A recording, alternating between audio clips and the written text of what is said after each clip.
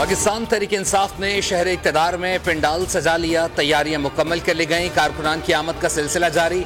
जिला इंतजामी की हिदायत पर सिक्योरिटी अलर्ट। अमन व आमा की सूरत हाल को बरकरार रखने के लिए इस्लामाबाद में रेड जोन के तमाम दाखिली और खारजी रास्तों को कंटेनर्स लगाकर बंद कर दिया गया।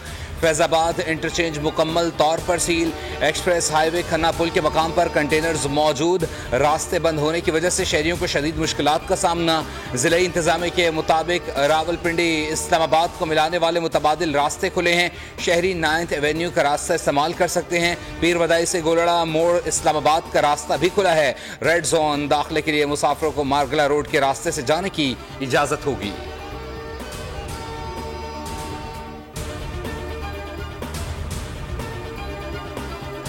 संगजानी में पाकिस्तान तहरीक इंसाफ के जलसागाह के करीब से मशकूक बैग से हैंड गन्ने, डेटोनेटर, तार और दीगर बारूदी मवाद बरामद। बम डिस्पोजल स्क्वाड ने कब्जे में लेकर तहकीकात शुरू कर दी। इस्लामाबाद पुलिस का कहना है कि पीटीआई को 40 शराइत पर जलसे की इजाजत दी गई। अगर SOPs की खिलाफ वर्जी होगी तो कानून हरकत में आएगा। पीटीआई को शाम 4 बजे से 7 बजे तक जलसे की इजाजत दी गई। जलसे में कोई रियासत मुखालिफ नारा नहीं लगेगा। किसी को असलहा लेकर आने की इजाजत नहीं होगी। स्टेज पर बैठने वाले अफराद की लिस्ट इंतजामिया को फराहम करना होगी। उम्मीद है पीटीआई SOPs की पाबंदी करेगी। कानून के खिलाफ वर्जी हुई तो जलसे का इजाजतनामा मंसूख कर देंगे।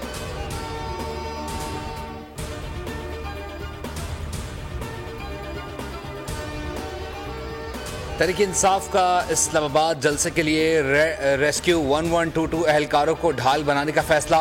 पीटीआई जलसे के लिए सरकारी वसाइल का बेदरेग इस्तेमाल। जलसे के लिए रेस्क्यू 1122 की गाड़ियां तैयार। जराये के मुताबिक रेस्क्यू एहलकार भारी मशीनरी के साथ आगे आगे होंगे। गाड़ियों पर सफ़ेद स्टिकर्स लगा दिए गए।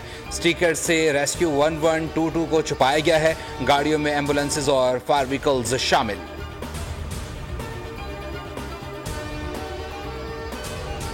पुरअमन होगा, ये सिर्फ जलसा होगा। यहाँ से कोई लॉन्ग मार्च नहीं होगा, यहाँ धरना नहीं होगा। इंशाअल्लाह ताला इस महंगाई के खिलाफ, इस लाकानूनियत के खिलाफ, ये नाइंसाफियों के खिलाफ पहला कतरा इस जलसे से शुरू होगा इंशाअल्लाह ताला। जलसा महंगाई के खिलाफ कानून की हुक्मरानी अदलिया की आज़ादी के लिए होगा। इंतजामिया के शुक्रगुजार हैं कि देर से सही जलसे की इजाजत दी। चेयरमैन पीटीआई बैरिस्टर गौहर कहते हैं ये जलसा पुरअमन होगा। लोगों की बड़ी तादाद में आमद जारी। अली मोहम्मद खान बोले जलसे में बुनियादी मुतालबात सामने रखेंगे। मुतालबा करते हैं बानी पीटीआई समेत तमाम कैदियों को रिहा करें और मैंडेट वापस करें।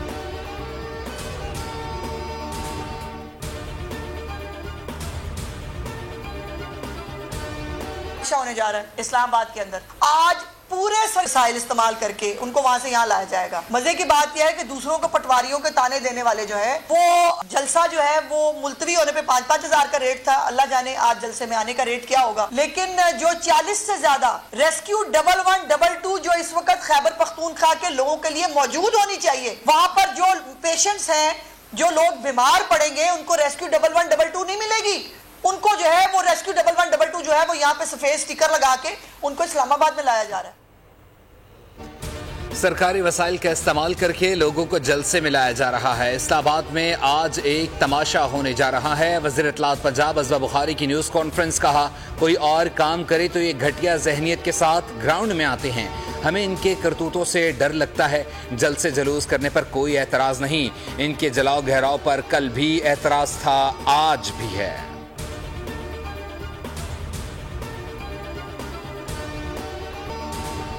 बानी पीटीआई के खिलाफ शवाहिद मिलिट्री ट्रायल की जानिब जा रहे हैं। दिन ब दिन ये चीज बातें होती जा रही है कि इनका ट्रायल मिलिट्री कोर्ट पर होगा। वज़ीर दफा हाजी आसिफ कहते हैं इक़्तिदार खोने का जो अफसोस बानी पीटीआई को था वो जनरल रिटायर्ड फैज हमीद को भी था। फैज हमीद आर्मी चीफ बनना चाहते थे। बानी पीटीआई फौजी अहदाफ पर मुजाहरे क्यों कराए। ये बुनियादी चीज हमें लीड करती है कि अंदर से कुछ अफराद इनको डायरेक्ट कर रहे थे। इन मुजाहरों से मुताल्लिक लाज़मी तौर पर बानी पीटीआई की हिदायत थी।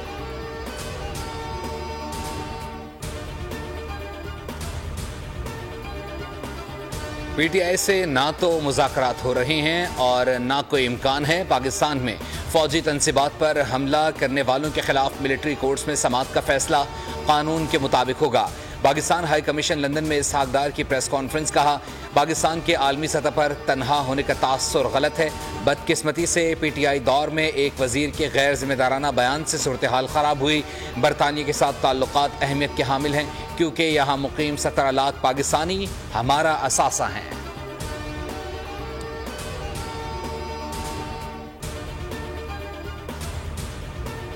दो 2018 और 24 के इलेक्शन दानली सदा है। अब अहमियत से अवामी असम्बली की है।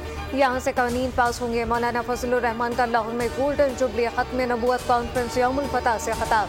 आलमी बिरादरी को पैगाम देना चाहता हूँ कि इसराइल को तस्लीम नहीं किया जा सकता। पाकिस्तान का खात्मा इसराइली पॉलिसी का हिस्सा है। हमास के मुजाहिदीन ने कुर्बानियाँ देकर इसराइल को ललकारा। नायब अमीर जमात इस्लामी लियाकत बलोच ने कहा, मुल्क में इस्लामी निज़ाम आना चाहिए। जलसे से मौलाना अब्दुल खबीर आज़ाद समेत दीगर उलमा का खिताब। 8 सितंबर का दिन पाक बहरिया के नाम। जंग सितंबर 1965 के मार्का दवारका की याद। यौम बहरिया आज मिली जोश जज्बे से मनाया जा रहा है। ऑपरेशन सोमनाथ 65 की जंग में भारत की शिकस्त का दूसरा नाम है। ऑपरेशन सोमनाथ में जहाज़ों ने भारतीय बंदरगाह दवारका पर हमला किया। पाक बहरिया ने भारतीय रेडार स्टेशन तबाह किया और दुश्मन का गुरूर खाक में मिला दिया। 1965 की जंग में बर्री, बहरी और फ़िज़ाई अफवाज ने दिफा वतन का फरीज़ा भरपूर तरीके से अंजाम दिया। 8 सितंबर का दिन पाक बहरिया के नाम रहा।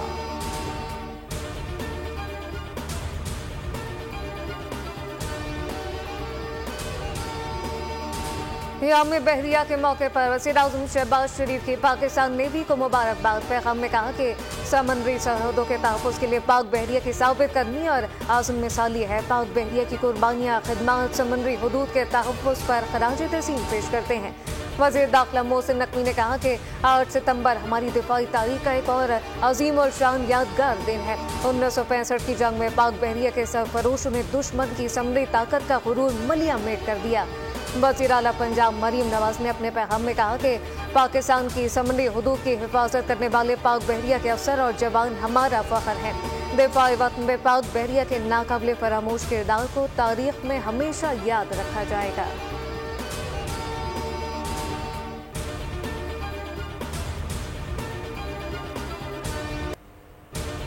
यौम बहरिया के मौके पर खुसूसी वीडियो हर लहजा तैयार जारी कर दी। बहरी सरहदों और साहिलों के दिफा से जुड़े हर तरह के चैलेंजेस और उनसे नबरदाज़मा होने के लिए पाकिस्तान बहरिया की दिफाई सलाहियतों और तैयारियों का इजहार किया गया है। ये वीडियो खिराज तहसीन है पाकिस्तान बहरिया के जवानों के लाजवाल अज़्म को, जिन्होंने 1965 और 71 की जंगों में शुजात और बहादुरी की दास्तान रकम की और दुश्मन की राह में सीसा पिलाए दीवार बन गए।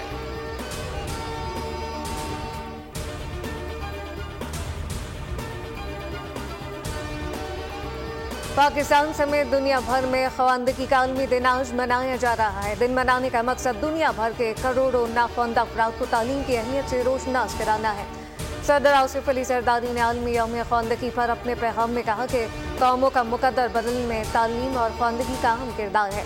तालीम हमारी कौम के मुस्तक़बिल की बुनियाद है। वज़ीर आला पंजाब मरीम नवाज ने अपने पैगाम में कहा कि आलमी यौम ख़वानदगी पर आज सबको पढ़ाने के अज़म का अदा करते हैं। 100% ख़वानदगी हासिल किए बगैर हम रोशन मुस्तक़बिल के बारे में सोच भी नहीं सकते।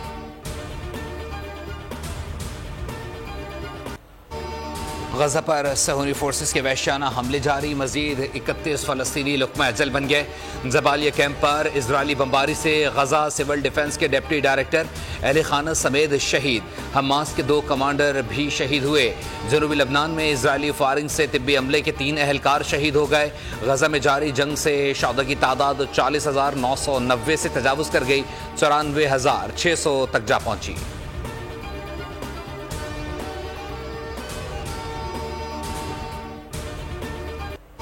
नेतन्याहू के खिलाफ इसराइल में एहतजाज। हजारों अफराद सड़कों पर मौजूद। गजा में जंग बंदी मुआहदे पर दस्तखत न करने पर वज़ीर आज़म नेतन्याहू और इनकी हुकूमत के खिलाफ हजारों इसराइली तल अवीव की सड़कों पर निकल आए।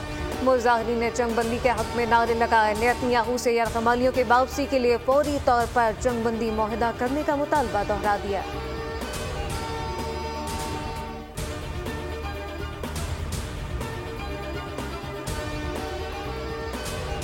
रिपब्लिकन सदारती उम्मीदवार डोनाल्ड ट्रंप को एक और बड़ा धचका। रिपब्लिकन के साबिक नायब सदर ने कमाला हैरिस की हिमायत का ऐलान कर दिया। डक चीनी कमाला हैरिस को वोट देंगे।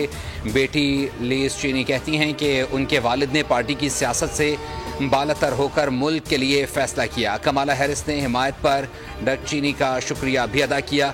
साबिक अमरीकी सदर डोनाल्ड ट्रंप ने कहा कि डक चीनी और उनकी बेटी के लिए सियासत में कोई जगह नहीं।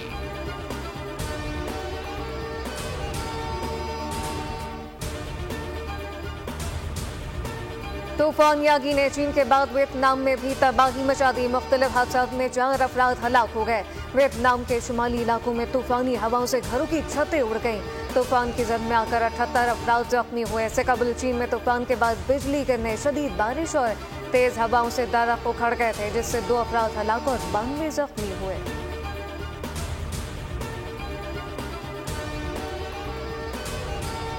चीन में एशियन हॉकी चैंपियंस ट्रॉफी का मेला सज गया। इफ्तिताही रोज 3 मैचेस होंगे।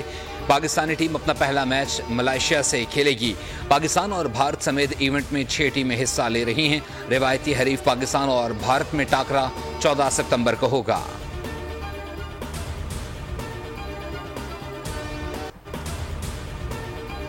नेशन फुटबॉल लीग में इंग्लैंड की कामयाबी। पहले मैच में आयरलैंड को 2-0 से पछाड़ दिया। ग्रुप ए में जर्मनी का फातिहाना आगाज। हंगरी को 5-0 से आउट क्लास कर दिया।